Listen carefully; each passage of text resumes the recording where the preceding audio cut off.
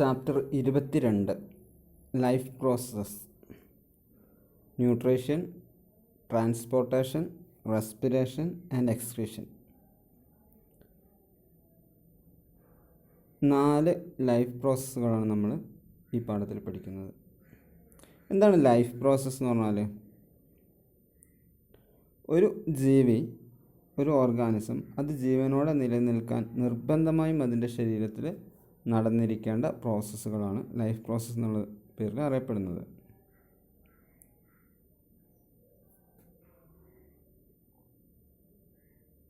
ഇതിൽപ്പെട്ട വേറെ ചില ലൈഫ് പ്രോസസ്സുകളും കൂടെ ഉണ്ട്. നോർമൽ കേസിലെ ചില ലൈഫ് പ്രോസസ്സുകളും കൂടെ ഉണ്ട്. അത് നമ്മൾ അടുത്ത ചാപ്റ്ററിൽ പഠിക്കും. ലൈഫ് പ്രോസസ്സ് 1 ആണ് നമ്മൾ ഈ ചാപ്റ്ററിൽ പഠിക്കുന്നത്. അപ്പോൾ ഏറ്റവും ബേസിക് ആയിട്ടുള്ള നീഡ്സാണ്. ന്യൂട്രീഷൻ ഇല്ലാതെ, ട്രാൻസ്പോർട്ടേഷൻ ഇല്ലാതെ, റെസ്പിറേഷൻ ഇല്ലാതെ, എക്സ്ക്രീഷൻ ഇല്ലാതെ ഒരു ജീവിക്കും ജീവിക്കാൻ സാധ്യമല്ല. അപ്പോൾ അതുകൊണ്ടാണ് ഇത് നമ്മൾ ലൈഫ് പ്രോസസ്സ്, ജീവൽ പ്രവർത്തനങ്ങൾ എന്ന പേരിൽ നമ്മൾ പഠിക്കുന്നത്. ഇത് എല്ലാം, ഈ 4 ലൈഫ് പ്രോസസ്സുകളും നമ്മൾ കഴിഞ്ഞ ക്ലാസ്സുകളിൽ പഠിച്ചതാണ്. ന്യൂട്രീഷനും ട്രാൻസ്പോർട്ടേഷനും റെസ്പിറേഷനും എക്സ്ക്രീഷനും ഒക്കെ കഴിഞ്ഞ ക്ലാസ്സുകളിൽ പലപ്പോഴും നമ്മൾ പഠിച്ചു പോയതാണ്. NCERT ടെക്സ്റ്റുകളിലായിട്ട് കഴിഞ്ഞ ക്ലാസ്സുകളിലൊക്കെ, അല്ലെങ്കിൽ ചെറിയ ക്ലാസ്സുകളിലൊക്കെ പഠിച്ച കാര്യങ്ങളാണ്. ഓരോന്നോരോന്നായിട്ട് നമുക്ക് ഡിസ്കസ് ചെയ്യാം. First, nutrition. ആദ്യത്തെ ചോദ്യം, എന്തിനാണ് നമുക്ക് ഭക്ഷണം ആവശ്യം? Why do we need foods? എന്തുകൊണ്ട് നമ്മൾ ഭക്ഷണം കഴിക്കുന്നു? എന്തുകൊണ്ട് നമ്മൾ ഭക്ഷണം കഴിക്കുന്നു? നമ്മൾ കുറച്ച് സമയം അല്ലെങ്കിൽ ഒരു ദിവസം നമ്മൾ ഭക്ഷണം കഴിച്ചില്ല, നമുക്ക് ഭക്ഷണം കിട്ടിയില്ല എന്ന് നോക്കാം, നമുക്ക് എന്ത് ഫീൽ ചെയ്യും? നമുക്ക് വിശപ്പ് ഫീൽ ചെയ്യും അല്ലേ? നമ്മൾ ആകെ ടയേർഡാവും. നമുക്ക് സാധാരണഗതിയിൽ ചെയ്യുന്ന വർക്കൊന്നും ചെയ്യാൻ കഴിയാത്തൊരവസ്ഥയിൽ നമ്മളെത്തും. ഒരു സമയത്ത് ഫുഡ് തന്നെ സമയത്തിന് കിട്ടിയില്ലെങ്കിൽ ചിലപ്പോൾ നമ്മൾ അവശരാകും. 1-2 ദിവസം ഫുഡ് കിട്ടിയിട്ടില്ലെങ്കിൽ ചിലപ്പോൾ നമുക്ക് എണീറ്റ് നിൽക്കാൻ വരെ കഴിയാത്ത അവസ്ഥയിലേക്ക് നമ്മൾ മാറും. അപ്പം നമുക്ക് ഭക്ഷണം കഴിക്കുന്നതിൻ്റെ ആവശ്യകതയിൽ ഏറ്റവും പ്രധാനപ്പെട്ട ഒന്ന് ഫോർ ഗെറ്റിംഗ് എനർജി. നമുക്ക് നിലനിൽക്കാൻ ആവശ്യമായ എനർജി നമുക്ക് നൽകുന്നത് നമ്മൾ കഴിക്കുന്ന ഭക്ഷണമാണ്. ഒരു വാഹനം അത് റോഡിലൂടെ ഓടണമെങ്കിൽ അതിൽ നമ്മൾ ഇന്ധനം നിറയ്ക്കണം. ഇന്ധനം ഉണ്ടെങ്കിൽ മാത്രമേ ആ വാഹനം ഓടുള്ളൂ.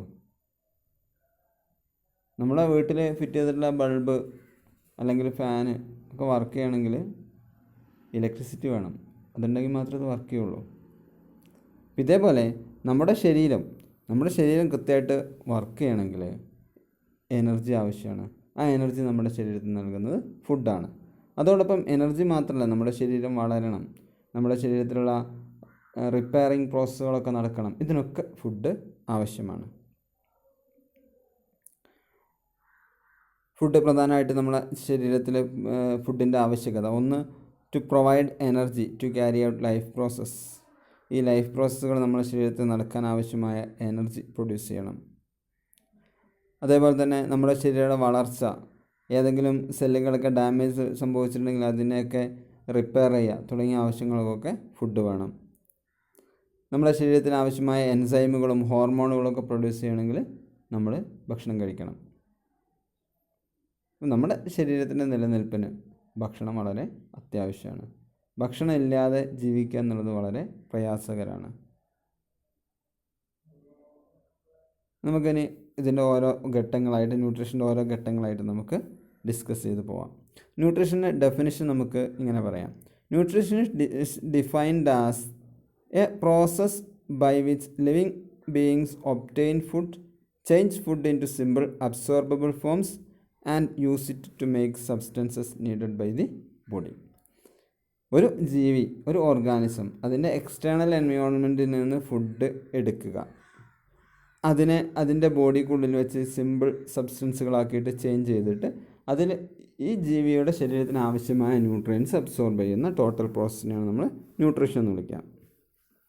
നമ്മൾ മുമ്പ് പഠിച്ചതാണ്, 2 ടൈപ്പ് ന്യൂട്രീഷൻ ഉണ്ട്. ഒന്ന് ഓട്ടോട്രോഫിക് ന്യൂട്രീഷനും മറ്റൊന്ന് ഹെറ്ററോട്രോഫിക് ന്യൂട്രീഷനും. എന്താ ഓട്ടോട്രോഫിക് ന്യൂട്രീഷൻ എന്ന് പറഞ്ഞാൽ? സസ്യങ്ങൾ ചില പ്രത്യേകതരം ആൽഗകൾ, ബാക്ടീരിയകളൊക്കെ അവർക്ക് ആവശ്യമായ ഫുഡ് അവ സ്വയം നിർമ്മിക്കുകയാണ് ചെയ്യുക. അവയ്ക്ക് ആവശ്യമായ ഫുഡ് സൂര്യപ്രകാശത്തിൻ്റെയും മറ്റുമൊക്കെ സഹായത്തോടു കൂടെ അവ സ്വയം നിർമ്മിച്ചെടുക്കും. അങ്ങനെയുള്ള ജീവജാലങ്ങളെ നമ്മൾ ഓട്ടോട്രോഫ്സ് എന്നാണ് വിളിക്കുക. ആ ജീവികൾ നടത്തുന്ന ന്യൂട്രീഷനാണ് ഓട്ടോട്രോഫിക് ന്യൂട്രീഷൻ. അവയെ നമ്മൾ പ്രൊഡ്യൂസേഴ്സ് എന്നുകൂടെ വിളിക്കാറുണ്ട്. അവയാണ് ഭൂമിയിൽ എല്ലാ ജീവജാലങ്ങൾക്കും ആവശ്യമായ ഭക്ഷണം പ്രൊഡ്യൂസ് ചെയ്യുന്നത്. ഫോട്ടോസിന്തസിസ് നമ്മൾ പഠിച്ചതാണ്. സസ്യങ്ങൾ അവയ്ക്ക് ആവശ്യമായ ഫുഡ് പ്രിപ്പയർ ചെയ്യുന്ന പ്രോസസ്സിനെയാണ് നമ്മൾ ഫോട്ടോസിന്തസിസ് എന്ന് വിളിക്കുക. കാർബൺ ഡൈ ഓക്സൈഡും വാട്ടറും ഉപയോഗിക്കും. സൂര്യപ്രകാശത്തിൻ്റെ എനർജി സ്വീകരിച്ചുകൊണ്ട് ഫുഡ് പ്രിപ്പയർ ചെയ്യും. ഇങ്ങനെ സ്വയം ഫുഡ് പ്രിപ്പയർ ചെയ്യുന്നതിനാണ് നമ്മൾ ഓട്ടോട്രോഫ്സ് അല്ലെങ്കിൽ ഓട്ടോട്രോഫിക് ന്യൂട്രീഷൻ എന്ന് വിളിക്കുക. ഹെട്രോട്രോഫിക് ന്യൂട്രീഷൻ എന്ന് പറഞ്ഞാൽ നമ്മളൊക്കെ ഹെട്രോട്രോഫ്സ് ആണ്. നമ്മളൊക്കെ നടത്തുന്ന ഹെട്രോട്രോഫിക് ന്യൂട്രീഷനാണ്. പ്ലാന്റ്സ് പ്രിപ്പയർ ചെയ്ത് വെച്ച റെഡിമെയ്ഡ് ഫുഡ് കഴിക്കുക. അങ്ങനെ ജീവിക്കുന്ന ജീവികളാണ് നമ്മൾ ഹെട്രോട്രോഫ്സ് എന്ന് വിളിക്കുക. നമ്മൾക്ക് ആ ഗണത്തിൽപ്പെട്ട ജീവികളാണ്. നമുക്കൊരിക്കലും സ്വയം ഒരു ഫുഡ് ഉണ്ടാക്കാൻ കഴിയില്ല. നമ്മളുണ്ടാക്കുന്ന ഫുഡ് ഒന്നുകിൽ ഒരു സസ്യത്തിൽ നിന്ന് ഡയറക്റ്റായിട്ട് നമുക്ക് കിട്ടിയതായിരിക്കും, അല്ലെങ്കിൽ ഇൻഡയറക്റ്റായിട്ട് ഒരു സസ്യത്തിൽ നിന്ന് കിട്ടിയതായിരിക്കും. നമ്മളിപ്പോൾ ഒരു ജീവിയെ ഭക്ഷിക്കുകയാണ്, നമ്മൾ മത്സ്യത്തെ അല്ലെങ്കിൽ ഒരു മൃഗത്തെ നമ്മൾ ഭക്ഷിക്കുകയാണെങ്കിൽ അത് ഭക്ഷിച്ചിട്ടുണ്ടാവുക സസ്യമായിരിക്കും. അപ്പോൾ എങ്ങനെയാണെങ്കിലും സസ്യത്തിൽ നിന്നാണ് നമുക്ക് ആവശ്യമായ ഫുഡുകൾ കിട്ടുന്നത്. അങ്ങനെയുള്ള ന്യൂട്രീഷനാണ് നമ്മൾ ഹെട്രോട്രോഫിക് ന്യൂട്രീഷൻ എന്ന് വിളിക്കുന്നത്. ഹെട്രോട്രോഫിക് ന്യൂട്രീഷനെ നമുക്ക് പല ടൈപ്പായിട്ട് തിരിക്കാൻ വേണ്ടി പറ്റും. അതിലൊന്ന് ഹോളോസോയിക് ന്യൂട്രീഷനാണ്. Ingestion, digestion, absorption of food as in amoeba, frogs and human beings. Okay, മൊത്തം ഫുഡിനുള്ളിലേക്ക് എടുക്കുക. ഹോളോസോയിക് ന്യൂട്രീഷൻ എന്ന് പറഞ്ഞാൽ മൊത്തം ഫുഡിനുള്ളിലേക്ക് എടുക്കുക, നമ്മളൊക്കെ കഴിക്കുന്നത് പോലെ. എന്നിട്ട് നമ്മളെ ശരീരത്തിനുള്ളിൽ വെച്ച് ഡൈജഷൻ നടന്നിട്ട് നമ്മുടെ ശരീരത്തിന് ആവശ്യമുള്ളത് എടുത്ത് ബാക്കിയുള്ളത് പുറത്തേക്ക് കളയാം. നമ്മളങ്ങനെയാണല്ലോ. നമ്മുടെ മുമ്പിൽ ഒരു ചിക്കൻ ബിരിയാണി കൊണ്ട് വെച്ച് കഴിഞ്ഞാൽ നമ്മളെന്ത് ചെയ്യും? അത് മുഴുവനായിട്ട് നമ്മുടെ ഉള്ളിലേക്ക് അങ്ങോട്ട് തട്ടും. എന്നിട്ട് നമ്മുടെ ശരീരത്തിനുള്ളിൽ വെച്ചത് ഡൈജസ്റ്റ് ആവും. ഡൈജസ്റ്റ് ആയതിനു ശേഷം നമ്മുടെ ശരീരം അതിനാവശ്യമുള്ളത് എടുത്ത് ബാക്കി റിമൂവ് ചെയ്യും. ഇനി വേറൊരു ന്യൂട്രീഷൻ ഉണ്ട്, പാരാസിറ്റിക് ന്യൂട്രീഷൻ. പാരസൈറ്റ് എന്നുള്ള ടേം നിങ്ങൾ കേട്ടിട്ടുണ്ടാവും.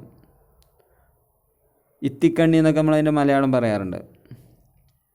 ഈ ജീവജാലങ്ങൾ, പാരസൈറ്റ് ജീവിക്കുക വേറെ ഏതെങ്കിലും ഓർഗാനിസത്തിൻ്റെ ഉള്ളിലോ അല്ലെങ്കിൽ അതിനോട് ചേർന്നിട്ടൊക്കെ ആയിരിക്കും. എന്നിട്ട് ഈ ഓർഗാനിസം പ്രിപ്പയർ ചെയ്ത് വെച്ച ഫുഡ് എടുക്കും.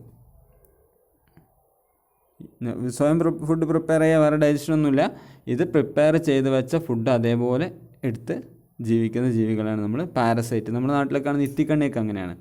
അപ്പോൾ എന്താ സംഭവിക്കുക എന്ന് വെച്ചാൽ ഈ ഹോസ്റ്റ് ഓർഗാനിസത്തിൻ്റെ വാല്യുബിൾ ന്യൂട്രിയൻസ് കംപ്ലീറ്റ് ഇത് ഡിപ്രൈവ് ചെയ്യും. സ്വാഭാവികമായിട്ട് അതിന് ന്യൂട്രിയൻസ് ഇല്ലാത്ത അവസ്ഥ വരികയും അത് നശിച്ചു പോവുകയും ചെയ്യും. നമ്മളെ നാട്ടിലൊക്കെ എത്തിക്കണ്ണി എന്ന് പറയുന്നൊരു സസ്യമുണ്ട്. അത് ഏതെങ്കിലും ഒരു സസ്യത്തിൽ ഉണ്ടായിക്കഴിഞ്ഞാൽ കുറച്ച് കാലം കൂടി ആ സസ്യം നശിച്ചു പോകും. കാരണം ആ സസ്യം പ്രിപ്പയർ ചെയ്ത് വെച്ചാൽ ന്യൂട്രീഷൻ കംപ്ലീറ്റ് ഈ സസ്യം വലിച്ചെടുക്കും, എത്തിക്കണ്ണി വലിച്ചെടുക്കും. അതോടുകൂടെ ആ ഹോസ്റ്റ് സസ്യത്തിന്, ഒരു മാവിനെ സങ്കല്പിക്കുക, ആ മാവിന് ആവശ്യമായ ന്യൂട്രീഷൻ ഇല്ലാതെ വരികയും അത് നശിച്ചു പോവുകയും ചെയ്യും. അതാണ് പാരാസിറ്റിക് ന്യൂട്രീഷൻ. മറ്റൊന്നുള്ള സപ്രോട്രോഫിക് ന്യൂട്രീഷനാണ്. സപ്രോട്രോഫ് എന്ന് പറഞ്ഞാൽ നമ്മൾ നേരത്തെ പറഞ്ഞതുപോലെ തന്നെ ഒരു ഹെട്രോട്രോഫിക് ന്യൂട്രീഷനാണ്. പക്ഷേ അതിൽ ചെയ്യുക ഒരു ജീവി ഡെഡ് ആൻഡ് ഡീക്കേയിങ് മാറ്ററിൽ നിന്നാണ് ഇത് അതിനാവശ്യമായ ഫുഡ് എടുക്കുക. നമ്മൾ കൂണൊക്കെ കണ്ടിട്ടുണ്ടാവും. കൂണ്, മഷ്റൂം. ഈ മഷ്റൂമൊക്കെ എങ്ങനെയാണ് ചെയ്യുക? ഇത് ഒരു പ്രത്യേകതരം ഫംഗസാണ്. ഈ ഫംഗസ് ഏതെങ്കിലും ഒരു ഡെഡ് മാറ്ററിൽ എത്തിക്കഴിഞ്ഞാൽ അതിന് ചില പ്രത്യേക എൻസൈമുകൾ പ്രൊഡ്യൂസ് ചെയ്യപ്പെടും. ആ എൻസൈമുകളുടെ ഫലമായിട്ട് ഈ സസ്യം ഒന്നായിട്ട് നിന്ന് സോഫ്റ്റായി വരും. സോഫ്റ്റായ ഭാഗത്തു നിന്ന് ഇതിനാവശ്യമുള്ള ന്യൂട്രിയൻസ് മാത്രം വലിച്ചെടുക്കും. അങ്ങനെയാണ് സപ്രോട്രോഫിക് ന്യൂട്രീഷൻ ഉണ്ടാകുന്നത്. അപ്പോൾ അത് ചെയ്യുക, അതിനാവശ്യമായ ന്യൂട്രിയൻസ് മാത്രമേ അത് ഉള്ളിലേക്ക് എടുക്കുന്നുള്ളൂ. പുറത്തുനിന്ന് തന്നെ പ്രിപ്പയർ ചെയ്തതിന് ശേഷം ആവശ്യമായ ന്യൂട്രിയൻസ് മാത്രമേ ഉള്ളിലേക്ക് എടുക്കൂ. The organisms which derive their food from dead and decaying organisms are called സപ്രോട്രോഫ്സ്. നമ്മുടെ അന്തരീക്ഷം ക്ലീൻ ചെയ്യാൻ സഹായിക്കുന്ന സപ്രോട്രോഫ്സ് ആണ്. ജീവജാലങ്ങളൊക്കെ ചീഞ്ഞു പോകുന്നുണ്ടല്ലേ, അങ്ങനെ ചീഞ്ഞു പോകാന്ന് പറഞ്ഞാൽ ചില മൈക്രോ ഓർഗാനിസങ്ങൾ അവയ്ക്ക് ആവശ്യമായ ഫുഡ് എടുക്കുകയാണ് അതിൻ്റെ അകത്ത് നിന്ന്. അങ്ങനെയുള്ള ന്യൂട്രീഷനാണ് നമ്മൾ സപ്രോട്രോഫിക് ന്യൂട്രീഷൻ എന്ന് വിളിക്കുക. ഇനി അടുത്തതായിട്ട് ഫോട്ടോസിന്തസിസ് ഒന്നുകൂടെ ഡീറ്റെയിൽ ആയിട്ട് പറയാണ്. ഫോട്ടോസിന്തസിസ് നിങ്ങൾ കേട്ട ടേമാണ്, നിങ്ങൾക്ക് പരിചയമുള്ള സാധനമാണ് ഫോട്ടോസിന്തസിസ്. ഫോട്ടോ എന്ന് പറഞ്ഞാൽ ലൈറ്റ്, സിന്തസിസ് എന്ന് പറഞ്ഞാൽ മേക്ക് എന്നാണ്. ഒരു ബയോ കെമിക്കൽ പ്രോസസ്സാണ്. സസ്യങ്ങൾ പച്ച കളറുള്ള ഗ്രീൻ പ്ലാന്റ്സ് അവയ്ക്ക് ആവശ്യമായ ഫുഡ് കാർബൺ ഡൈ ഓക്സൈഡും വാട്ടറിൽ നിന്നും സൂര്യപ്രകാശത്തിൻ്റെ സഹായത്തോടെ പ്രിപ്പയർ ചെയ്യുന്ന പ്രോസസ്സിനെയാണ് നമ്മൾ ഫോട്ടോസിന്തസിസ് എന്ന് വിളിക്കാം. A biochemical process by which green plants manufacture their own food using carbon dioxide and water as a raw material in the presence of sunlight and chlorophyll. Chlorophyll എന്ന് പറഞ്ഞു കഴിഞ്ഞാൽ ഹരിതകം, green coloured pigment in the plant. സസ്യങ്ങളിലുള്ള പച്ച കളറിനെയാണ് നമ്മൾ ഹരിതകം എന്ന് വിളിക്കുന്നത്, അല്ലെങ്കിൽ ക്ലോറോഫിൽ എന്ന് വിളിക്കുന്നത്. അപ്പോൾ ഈ ക്ലോറോഫിലുള്ള സസ്യങ്ങൾ ഈ ക്ലോറോഫിലിൻ്റെ സഹായത്തോടെ സൂര്യപ്രകാശത്തിൽ നിന്ന് എനർജി സ്വീകരിച്ച് കാർബൺ ഡൈ ഓക്സൈഡും വാട്ടറും ഉപയോഗിച്ച് അവയ്ക്ക് ആവശ്യമായ ഫുഡ് പ്രിപ്പയർ ചെയ്യുന്ന പ്രോസസ്സിനെയാണ് നമ്മൾ ഫോട്ടോസിന്തസിസ് എന്ന് വിളിക്കുക. ഈ ഫോട്ടോസിന്തസിസ് നടക്കുന്ന സമയത്ത് ഓക്സിജൻ റിലീസ് ചെയ്യപ്പെടും. ഫോട്ടോസിന്തസിന് വേണ്ടി കാർബൺ ഡൈ ഓക്സൈഡ് എടുക്കും. ഫോട്ടോസിന്തസിസ് കഴിഞ്ഞാൽ ഓക്സിജൻ റിലീസ് ചെയ്യുകയും ചെയ്യും. സൂര്യൻ്റെ എനർജി കെമിക്കൽ എനർജിയായി കൺവേർട്ട് ചെയ്യുന്ന ഒരേ ഒരു പ്രോസസ്സ് ഇതാണ്. നാച്ചുറലായിട്ടുള്ള ഒരേ ഒരു പ്രോസസ്സ് ഇതാണ്. നമ്മൾ സൂര്യപ്രകാശത്തിൽ നിന്ന് ഇലക്ട്രിക്കൽ എനർജിയൊക്കെ ഡിറൈവ് ചെയ്യാറുണ്ട്. എന്തായാലും ഫോട്ടോസിന്തസിസ് ആണ് ഒരു നാച്ചുറൽ പ്രോസസ്സ്. കെമിക്കൽ എനർജി ആക്കിയിട്ട് സൂര്യപ്രകാശത്തെ കൺവേർട്ട് ചെയ്യുന്ന പ്രോസസ്സാണ് ഫോട്ടോസിന്തസിസ്. എൻ്റെ ഇക്വേഷനാണ് താഴെ കൊടുത്തിട്ടുള്ളത്. 6CO2 നമ്മൾ പഠിച്ച സാധനമായിരിക്കും. 12H2O, C6H12O6, 6H2O + 6O2. Carbon dioxide, water, CO2 H2O കൂടി ചേർന്ന് C6H12O6 ഗ്ലൂക്കോസ് കിട്ടും, വാട്ടർ കിട്ടും, അതോടൊപ്പം തന്നെ ഓക്സിജനും കിട്ടും. ഇതിന് എസെൻഷ്യൽ നീഡ്സ്, ഫോട്ടോസിന്തസിന് വേണ്ട അത്യാവശ്യം വേണ്ട സാധനങ്ങൾ, ഒന്ന് ക്ലോറോഫിൽ വേണം. ഫോട്ടോസിന്തസിസ് നടക്കണമെങ്കിൽ ക്ലോറോഫിൽ വേണം. ഈ ക്ലോറോഫില്ലാണ് ലൈറ്റിൽ നിന്ന് എനർജി സ്വീകരിക്കുന്നത്. ഓക്കെ. മറ്റൊന്ന് സൺലൈറ്റാണ്, മറ്റൊന്ന് കാർബൺ ഡൈ ഓക്സൈഡാണ്. കാർബൺ ഡൈ ഓക്സൈഡും വാട്ടറും. Carbon dioxide and water are combined in the chloroplast with the help of a number of enzymes to yield sugar. Okay. Carbohydrate സ്റ്റാർച്ചാണ് പ്രൊഡ്യൂസ് ചെയ്യുക. ഈ ഷുഗറിനെ സ്റ്റാർച്ചാക്കി കൺവേർട്ട് ചെയ്യും. ഈ പ്രോസസ്സിന് ഓക്സിജൻ റിലീസ് ചെയ്യുകയും ചെയ്യും. ഇതിൻ്റെ മെക്കാനിസം പറയുന്നുണ്ട്. ഫോട്ടോസിന്തസിൻ്റെ മെക്കാനിസം 2 സ്റ്റെപ്പിലായിട്ടാണ് മെക്കാനിസം നടക്കുക. ഒന്ന് ലൈറ്റ് റിയാക്ഷനും മറ്റൊന്ന് ഡാർക്ക് റിയാക്ഷനും. ലൈറ്റ് റിയാക്ഷനിൽ ഈ ക്ലോറോപ്ലാസ്റ്റ് ലൈറ്റ് എനർജി ക്യാപ്ചർ ചെയ്യും. ഇത് ക്ലോറോപ്ലാസ്റ്റാണ് ഈ റിയാക്ഷൻ നടക്കുക. ഡാർക്ക് റിയാക്ഷൻ നടക്കുക ഗ്ലൂക്കോസ് ഫോം ചെയ്യും. ഡാർക്ക് റിയാക്ഷൻ നടക്കുക ക്ലോറോപ്ലാസ്റ്റ് തന്നെയാണ്.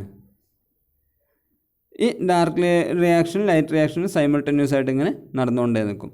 എനർജി സ്വീകരിക്കും, സ്റ്റാർച്ച് പ്രൊഡ്യൂസ് ചെയ്യും. ആ പ്രോസസ്സ് ഇങ്ങനെ നടന്നുകൊണ്ടേ നിൽക്കും.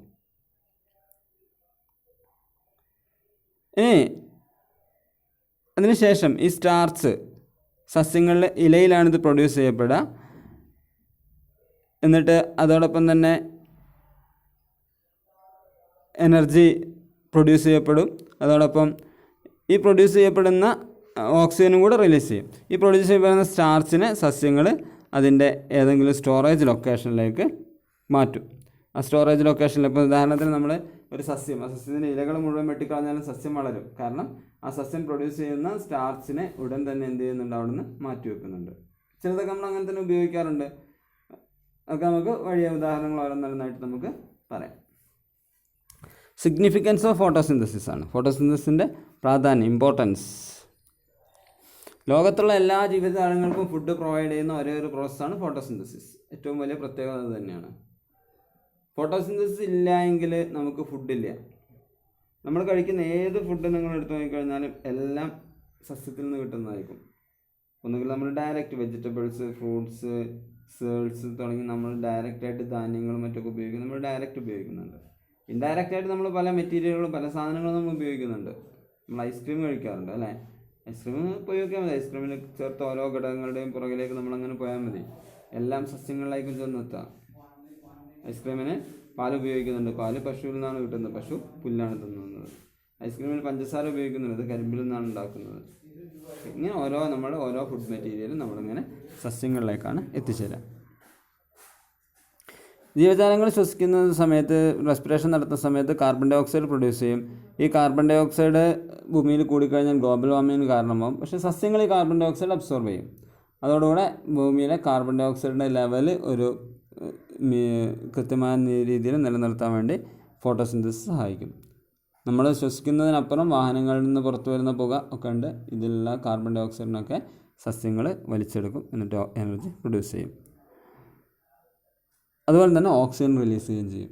ജീവജാലങ്ങൾക്ക് വളരെ അത്യാവശ്യമായ ഓക്സിജൻ റിലീസ് ചെയ്യും. കാർബൺ സൈക്കിളിൽ വളരെ പ്രധാനപ്പെട്ട റോൾ വഹിക്കുന്നതാണ് ഫോട്ടോസിന്തസിസ്. ഫോട്ടോസിന്തസിസ് ഇല്ലെങ്കിൽ കാർബൺ ഡൈ ഓക്സൈഡ് അന്തരീക്ഷത്തിൽ തന്നെ ഉണ്ടാവും, മാത്രമല്ല നമുക്ക് ആവശ്യത്തിന് ഓക്സിജൻ കിട്ടാത്ത അവസ്ഥയും വരും. അപ്പോൾ വളരെ പ്രധാനപ്പെട്ട നമ്മുടെ ജീവൻ്റെ നിലനിൽപ്പിന് വളരെ പ്രധാനപ്പെട്ട ഒരു പ്രോസസ്സാണ് ഫോട്ടോസിന്തസിസ് എന്ന് പറയുന്നത്. അടുത്ത ക്ലാസ്സിൽ നമുക്ക് ന്യൂട്രീഷൻ ഇൻ ഹ്യൂമൻസ് ഡിസ്കസ് ചെയ്യാം.